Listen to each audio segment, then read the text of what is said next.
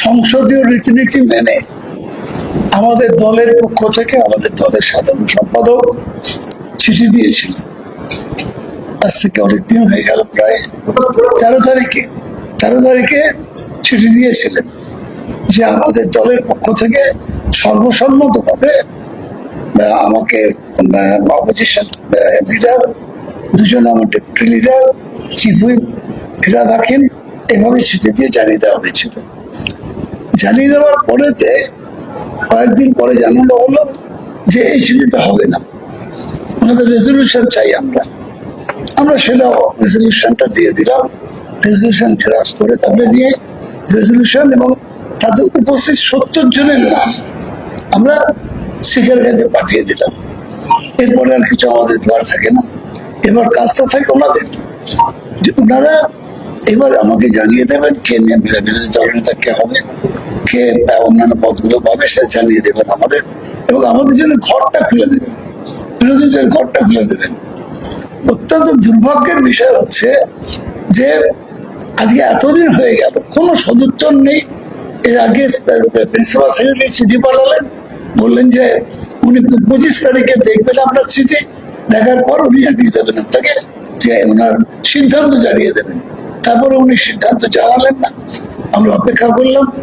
এবং আজকে আমি এবং কুণাল ঘোষ আমরা দুজনে গিয়ে ওনার যে গেটে দাঁড়িয়ে আছে যারা, তাদের বললাম আমরা 5 মিনিটের জন্য কথা বলতে চাই ওনার সঙ্গে। কথা বলে আমাদের বক্তব্যটা আমরা ওনাকে বলবো, কোনো ঝগড়া করতে আসেনি বা কিছু করতে আসেনি।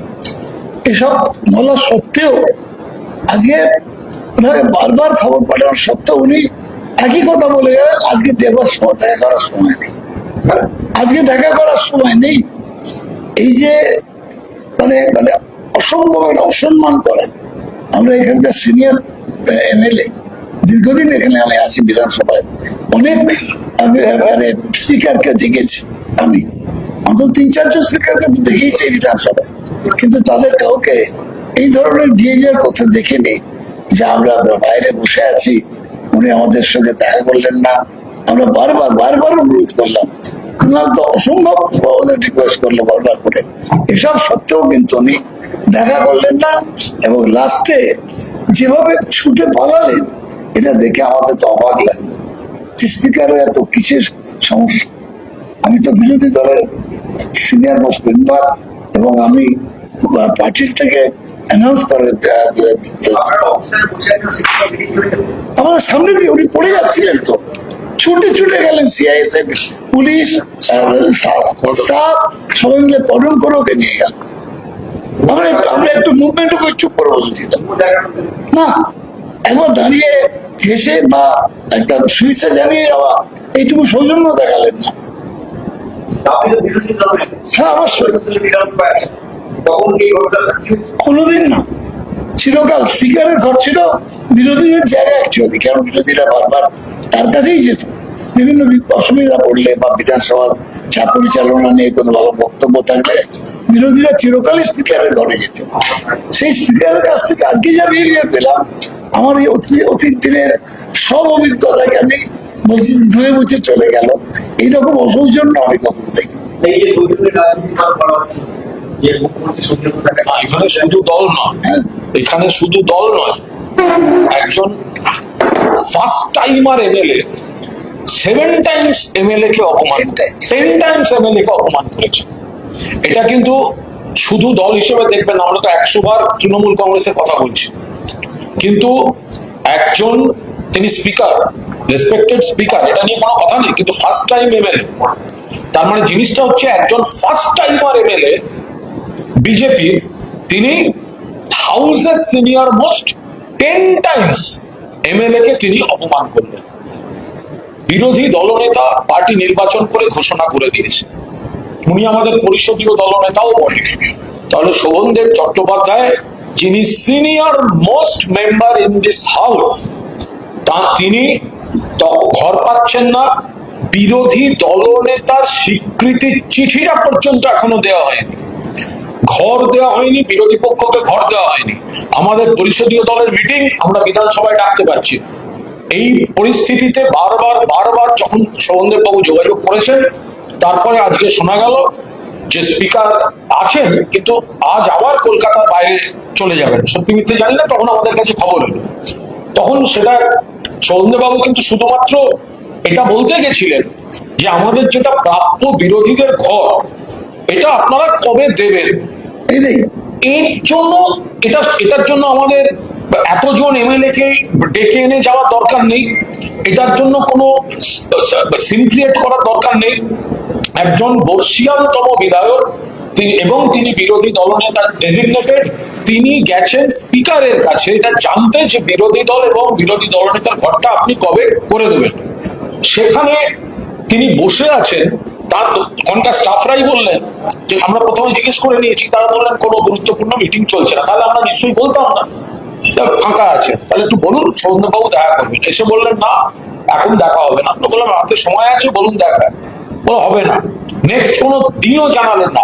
অ্যাকচুয়ালি আজ শোভনদেব চট্টোপাধ্যায়ের মতো একজন বর্ষিয়ান বিধায়ক, তিনি 10 বারের বিধায়ক, তিনি যতক্ষণ যে 2 ঘন্টা তিনি অবস্থানে ছিলেন, তাতে প্রতিটি মিনিটে প্রতিটি সেকেন্ডে বিজেপির এই সৌজন্যের নকল মুখোশ খুলে পড়ে গেছে। কিসের সৌজন্য? যেখানে 80 বছর বয়সী একজন 10 বারের বিধায়ক স্পিকারের সঙ্গে একটা কথা বলতে চেয়েছে, সেই স্পিকার কথা বলে না। First timer MLA 10 timer MLA কে ইনসাল্ট করেন। সেখানে কিসের সৌজন্য? কারা বলছেন সৌজন্য? কোন সৌজন্য? 1 মিনিট কথা বলতে আমরা এর আগে দেখেছি, আমি সাংবাদিকতার সময়ও দেখেছি, পরবর্তীকালে কাছ থেকে দেখেছি। এখানে অতীতে অপূর্বলাল মজুমদার স্পিকার, পরবর্তীকালে হাসিম আব্দুল হালিম স্পিকার, বিমান বন্দ্যোপাধ্যায় স্পিকার। কোনোদিন কোন বিরোধী দলের বিধায়ক, সিনিয়র বিধায়ক দেখা করতে চেয়েছেন, ভেতরে বসে আছেন, দেখা করেননি। এটা কিন্তু আজকে শোভনদেব বাবুর এবং আমাদের বসে থাকা, এই বসে থাকাটা কিন্তু শুধুমাত্র তাদের সৌজন্যের নকল মুখোশটা খুলে দেওয়ার জন্য। ঘর আজ না হলে কাল দিতে হবে, কিন্তু এই যে একটা সৌজন্যের মোড়ক দেখাচ্ছেন না, সেই সৌজন্যের মোড়কটা খুলে গেছে। একজন ফার্স্ট টাইমার এমএলএ স্পিকার হয়েছেন, হতেই পারে।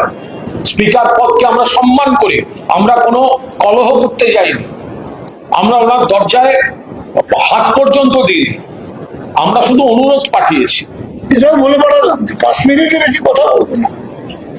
করেননি। আমরা এটা যারা ভাবছেন কি হলো দেখা করলো না, তো জেনে রেখে দিন, এটা আমরা চেয়েছিলাম হয় দেখা করুন, না হলে দেখা করবেন না, কিন্তু এই মুখোশটা খুলে যাক যে ওখানে নাকি কোন মিটিং এ কাকে ডেকে কথা বলছেন। আরে বিরোধী দলনেতা শোভনদেব চট্টোপাধ্যায় 10 বারের বিধায়ক, তিনি তাকে 1 মিনিট টাইম দিচ্ছে না, তাহলে অন্য জায়গায় সৌজন্যের গল্প কাদের দেখাচ্ছেন, কিভাবে দেখাচ্ছেন? আর শেষে যেভাবে বেরোলেন অবাক লাগছিল। শোভনদা বসে আছেন, আমি বসে আছি, বিধানসভার কর্মীদের দিয়ে ব্লক করে দেওয়া হলো, তারপরে নিরাপত্তা কর্মী, পুলিশ এবং কেন্দ্রীয় বাহিনী, মানে শোভনদেব চট্টোপাধ্যায় এবং আমার বসে থাকা থেকে বার করার জন্য পুলিশ, স্টাফ, কেন্দ্রীয় বাহিনী, ভাবা যাচ্ছে না। এমন ভাবে তড়িঘড়ি করে বের করলেন এবং ভদ্রলোক এমন ছুটছিলেন, বেচারি চেয়ারে হোঁচট খেয়ে গেলেন। ওটা পড়ে গেলে আমাদের চিন্তা হচ্ছিল, আমরা বললাম পড়ে গেলে খুব লাগতো, আমরা তো নড়িও নি, আমরা কেন, আমরা বাধাও দেবো না, কিছু করেনি। আমাদের দেখা করার উদ্দেশ্য ছিল ঘর এবং অধিকারটাকে প্রতিষ্ঠা করা। এটা শুধু ঘরের ব্যাপার নয়, এটা বিরোধীদের অধিকারটা প্রতিষ্ঠা করা। আর দ্বিতীয় উদ্দেশ্য ছিল ওদের সৌজন্যের মোড়কটা খুলে দেয়া। শোভনদেব বাবুর মতো একজন সিনিয়র মোস্ট নেতা, তিনি টানা 2 ঘন্টা বসে থেকে এই প্রতিবাদের মধ্যে দিয়ে বিজেপি যে একটা মানুষের কাছে সৌজন্য দেখাতে চাইছিল, সেই মুখোশটাকে একেবারে খুলে দিয়ে বিজেপির আসল চেহারাটা প্রতিষ্ঠা করে দিয়েছে।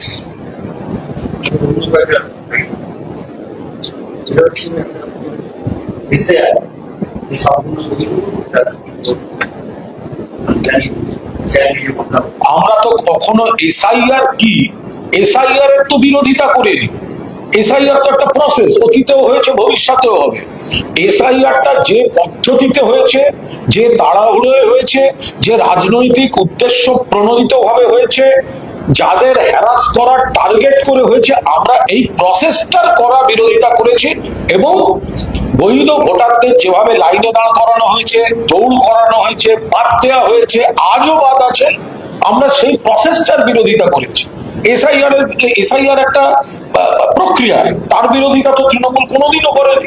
যে পদ্ধতিতে বিজেপি ভোটকে সামনে রেখে এখানে উদ্দেশ্য প্রণোদিত ভাবে ভোটার লিস্টকে রাজনৈতিক ভাবে প্রভাবিত করার জন্য যে পদ্ধতিটা নিয়েছে, যাতে সাধারণ মানুষের মৃত্যু থেকে সাধারণ মানুষের হয়রানি হয়েছে, আমরা তার বিরোধিতা করেছি।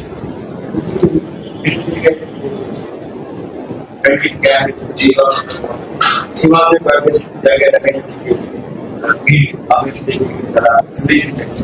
অনেকে বলছে না আধার কার্ড আছে, রেশন কার্ড তাহলে এটা যদি কেউ থাকে তাহলে ঢুকেছিল কি করে? বিএসএফ এর দায়িত্ব ছিল। কয়েকজন তো দাঁড়িয়ে আছেন, দেখলাম তারা কেরলে কাজ করে। তোমার বোঝো কেরলে কিভাবে কাজ করে? তো ফলে বিএসএফ এর দায়িত্ব আটকাবা। ও তো কত বছর থেকে কে ঢুকে বসে আছে, বিএসএফ আটকায়নি কেন? বিএসএফ আটকায়নি কেন? বিএসএফ তো কেন্দ্রীয় সরকারের, বিএসএফ তো কেন্দ্রীয় স্বরাষ্ট্র মন্ত্রকের। পশ্চিমবঙ্গের সীমান্তে যদি দেখা যায় তো ত্রিপুরা সীমান্তটা দেখুন, কয়েকদিন আগে আগরতলা স্টেশন থেকে রোহিঙ্গা এবং অবৈধ বাংলাদেশি ধরা পড়েছে, সকল ডবল ইঞ্জিন সরকার। তো ওখানে কি করছিল তাহলে বিজেপি? ফলে কে কবে কোথা থেকে ঢুকে বসেছিল তার দায় কেন্দ্রীয় সরকারের সেন্ট্রাল এজেন্সি গুলোর, তাদের তো দেখার কথা। অন্য রাজ্যে চলে গেল, কেরলে গিয়ে কাজ করছে, তার দায় পশ্চিমবঙ্গ সরকার নেই।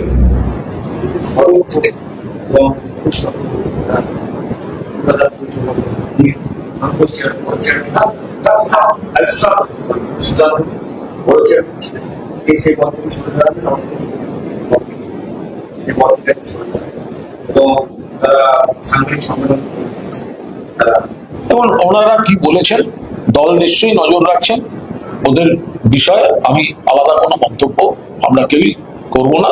দল নজর রাখছেন। আমরা পুরোদস্তুর তৃণমূল কংগ্রেস ছিল, তৃণমূল কংগ্রেস আছে, তৃণমূল কংগ্রেস থাকবে।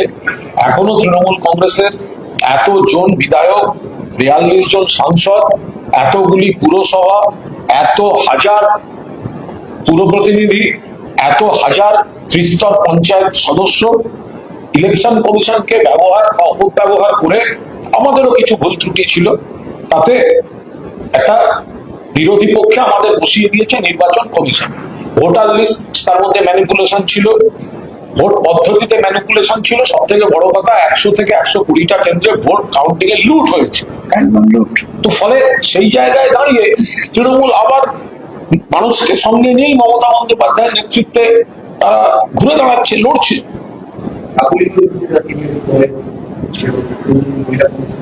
বলতে পারবো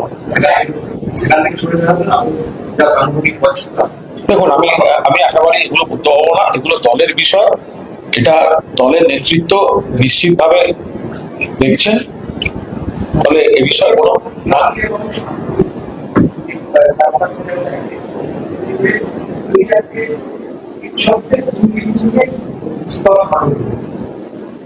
দেখুন তাদের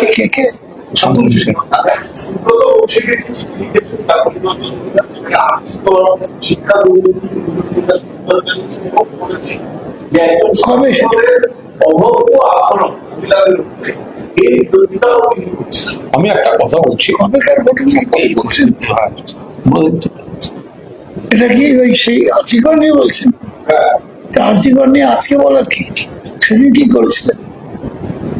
সেদিন কোনো কথা বললেন না, প্রতিবাদ করলেন না। আজকে যখন নির্বাচনে একটা সামান্য কিছু হলো, আমরাও 40.8% ভোট পেয়েছেন, ভুলে গেলে চলবে না। সেই সময় দাঁড়িয়ে উনি এই কথাগুলো বলছেন, এগুলো খুব মানে তার নিজের সম্পর্কে যে ধারণা মানুষের ছিল, সেই ধারণা আস্তে আস্তে নিচের দিকে নেমে যাচ্ছে।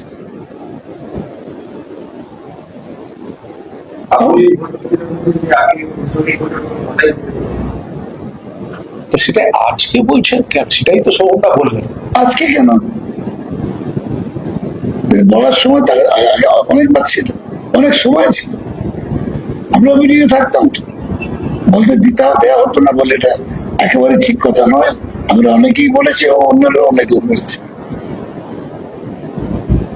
দেখুন একটা কথা বলি, তৃণমূল কংগ্রেসের বিরুদ্ধে অভিমান, রাগ, সমালোচনা যদি কারুর করার কোনো জায়গা থাকে, তাহলে সেই তালিকায় প্রথম নামটা হচ্ছে কুণাল ঘোষ। আজ ভোটে হারার পর কোনো কারণে ইলেকশন কমিশনকে ধরে একটা রেজাল্ট উল্টানোর পর যখন আক্রান্ত কর্মীদের পাশে থাকার কথা, দলের হয়ে লড়াইটা দেওয়ার কথা, তখন এখন যারা হঠাৎ পুরনো ভুলগুলো আবিষ্কার করছেন, তারা এতদিন কি করছিলেন? 1 মাস আগেও তো অনেকে ভোটে লড়েছেন। দলটা ক্ষমতা এলে তো কে কে মন্ত্রী হবেন তার দৌড়ের জন্য কেউ মমতাদির বাড়ি, কেউ অভিষেকের বাড়ি গিয়ে বসে থাকতেন। ফালতু কথা বলে লাভ আছে? 1 মাস আগে যে দলটা ছিল ভালো, যার নমিনেশনের জন্য লাইন পড়ে গেছে, যে দলটা জিতলে মন্ত্রিত্বের লাইন পড়তো, 1 মাস হয়নি রেজাল্টের, অনেকের বিবেকে জ্বলন শুরু হলো। বিরোধীরা সমালোচনা করে মানিক,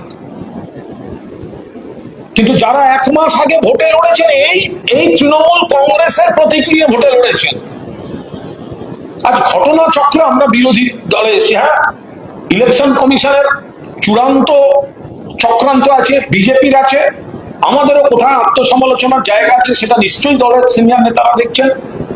কিন্তু 1 মাস হয়নি,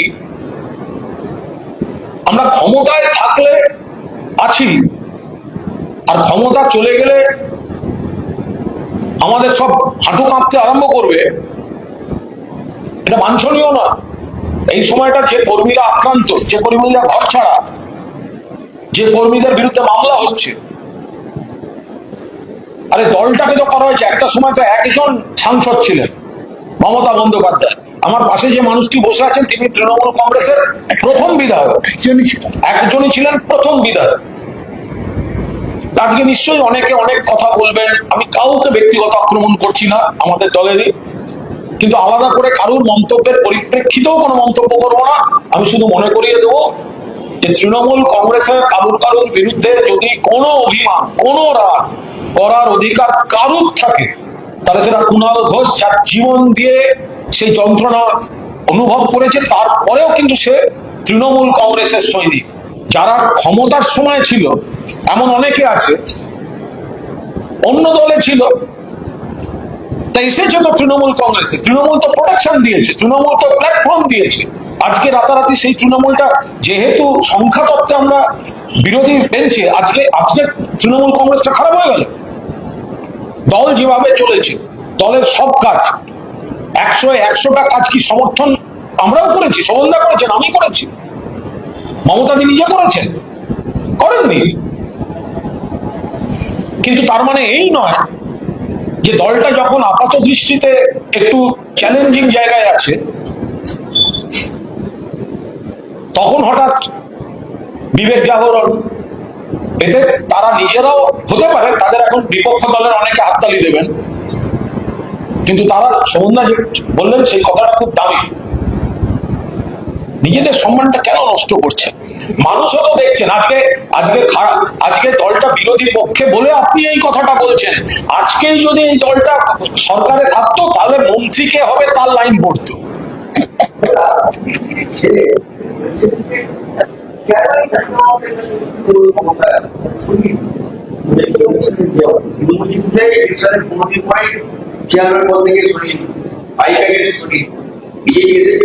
এই ব্যাপারে কোনো মন্তব্য করবো না, কারণ আমরা তো বারবার বলছি যে কিছু বিষয় আছে যেটা আমাদের একদম নেতৃত্ব আভ্যন্তরীণ। আমাদের ভেতরে যদি কোথাও কোনো রকম কিছু সমস্যা থেকে থাকে, সেগুলো আমাদের লোকেরা আলোচনা করবেন। আমাদের নেতৃত্ব মাথার উপর মমতা বন্দ্যোপাধ্যায় আছে।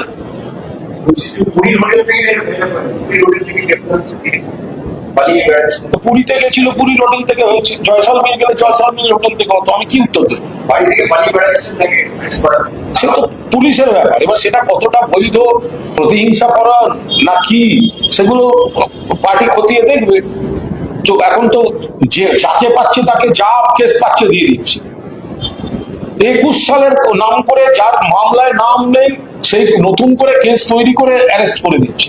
তাহলে দিলীপ মন্ডল অ্যারেস্ট হয়েছেন নিশ্চয়, কিন্তু তিনি আদৌ কি অপরাধ করেছেন সেগুলো আমরা কেউ জানি না। নন সেকশনে যাচ্ছে।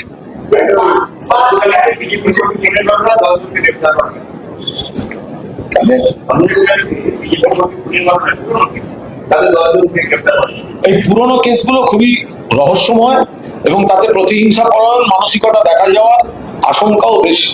তার কারণ হচ্ছে এগুলিকে নতুন করে ফ্রেম করা হচ্ছে, পুরনো কেসের নাম করে আজকের সক্রিয় বহু কর্মীকে তাদেরকে হেনস্থা করা হচ্ছে, মামলা মোকদ্দমা দেওয়া হচ্ছে। ফলে আমরা কেস টু কেস বা পার্সন টু পার্সন খতিয়ে না দেখে সামগ্রিকভাবে এর কোনো মন্তব্য হয় না।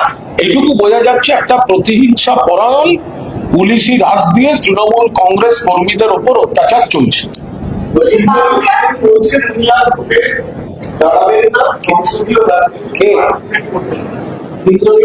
হ্যাঁ, বলতে পারবো, আমি একেবারেই বলতে পারবো। এটা কি করে বলবো? যার যার ব্যক্তিগত ব্যাপার। উনি বলেছেন, হয়তো এখন ওনার মনে হয়েছে সেটা, আবার একটু সময় যেতে দিন। হ্যাঁ, উনি মন্ত্রী ছিলেন, উনি বিশিষ্ট গায়ক এবং খুব ভালো বিধায়ক ছিলেন, মন্ত্রী হিসেবেও কিন্তু ভালোই কাজ করেছেন, পর্যটনের জায়গাগুলো যথেষ্ট ভালো কাজ করেছেন। কিন্তু কিন্তু উনি বলেছেন, ওনার কথা বলেছেন, সব ব্যাপারে আমরা কি মতামত? এত দূরে দূরে জায়গার নাম বলছে না, কাছাকাছি বলো না।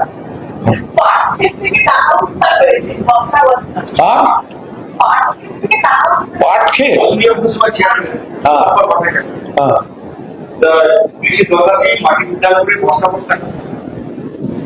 যদি কেউ অবৈধ কেউ টাকা রেখে থাকেন, আইনের মতো ব্যবস্থা নেবে। তিনি বলতে পারবেন, তার আইনজীবীরা বলতে পারবেন, আমরা কেন বলতে?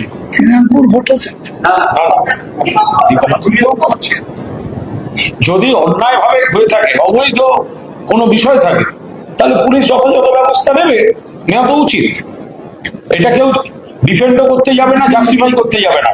যার ধরা পড়েছে তিনি আর তার আইনজীবীরা কোর্টে উত্তর দেবেন। Thank you.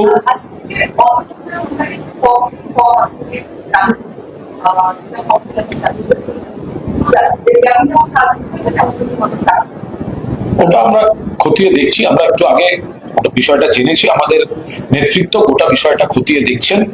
এখন দেখার বিষয় হচ্ছে সবাই পাবেন নাকি কে কে পাবেন আর কে কে পাবেন না।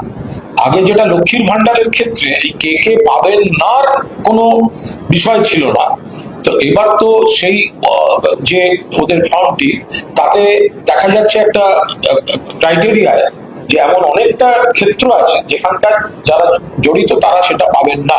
ফলে এটা আমাদের নেতৃত্ব খতিয়ে দেখে বিষয় যা জানাবার যথাসময় জানাবে।